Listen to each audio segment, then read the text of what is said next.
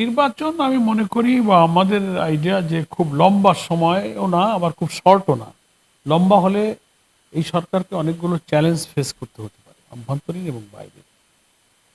সেই কারণে আমরা বলেছি যে ন্যূনতম সংস্কার কাজ যেগুলো সারা রাষ্ট্রের সংস্কার তো করতে পারবে না এই অন্তর্বর্তীকালীন সরকার। এটার জন্য একটা নির্বাচিত সরকার লাগবে, একটা পার্লামেন্ট লাগবে।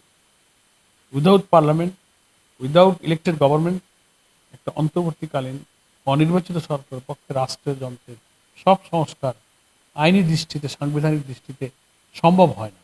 এই জন্য আমরা বলেছি ইলেকশন করতে গেলে কমপক্ষে পুলিশ প্রশাসনের সংস্কার, জনপ্রশাসন, ইলেকশন কমিশন, এইসব কিছু কিছু জায়গা সংস্কার করে ইলেকশনের পরিবেশ যখন বোঝা যাবে যে না এখন আইন শৃঙ্খলা পরিস্থিতি, ইলেকশনের সংক্রান্ত আইন কানুন এমন হলো মানুষ ভোট দিতে পারবে, ব্যাস। সেটা 6 মাসেও হতে পারে, 8 মাসেও হতে পারে, বছরেও হতে পারে।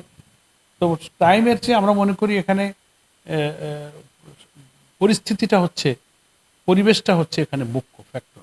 সিচুয়েশনটা কি, তাহলে 2 বছরও যদি ইলেকশনের সিচুয়েশন না হয় তাহলে সে 2 বছর দিয়ে আমার লাভটা কি? আবার হতে পারে 6 মাসেও পরিস্থিতি ইলেকশনের উপযোগী হয়ে গেল। এই জন্য আমরা ঠিক দিন, মাস, ঘন্টা বেঁধে কোনো সময়টা আমরা এখনো টাইম ফ্রেম দিইনি।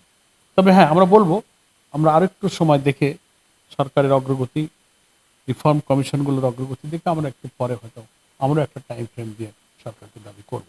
সরকারের যে 6টা কমিশনের মাধ্যমে সরকার রিফর্ম করতে যাচ্ছে, তারা তো ডিসেম্বরের মধ্যে তাদের কমিশনগুলো রিপোর্ট দেবে। আমরা দেখি, আমরাও নিজেদের একটা সংস্কার প্রস্তাব আমরা তৈরি করেছি সংগঠনে, সেটাও আমরা যথাসময়ে পেশ করব ইনশাল্লাহ, আমরা রেডি করেছি।